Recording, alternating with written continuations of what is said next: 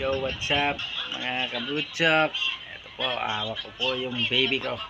Yan, bali nag-aalaga po ako. Bali nag-aalmusal po kami, Milo lang po ang inaalmusal ko sa sobrang pagtitipid. Siyempre, kailangan magtipid sa panahon ngayon. Medyo yung pangangailangan muna bago yung kagustuhan, yung mga layaw-layaw, mga hindi naman kailangan gastusin. Yung muna ang inuuna ko, yan po ang baby ko. At yan, bali dami rin gastusin sa pagpapaaral ng bata, baon ng bata, pamasahe, dami.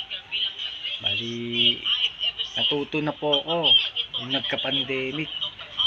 Grabe kasi ako gumastos yung wala pang pandemic, tapos yung nagka-pandemic, yun, parang naisip-isip ko ay kailangan pala magtipid para sa may huhugutin ka pag nagkaroon ng mga critical na ganun.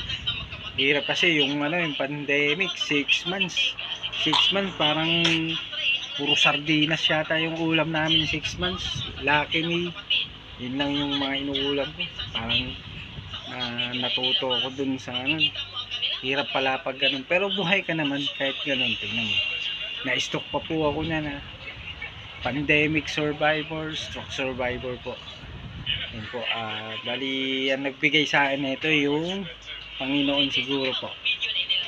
Yan. Bye bye. Ito po si baby. Bye bye baby. Baby. Baby. Bye bye. Uy, bye bye, bye bye. Nagbablog.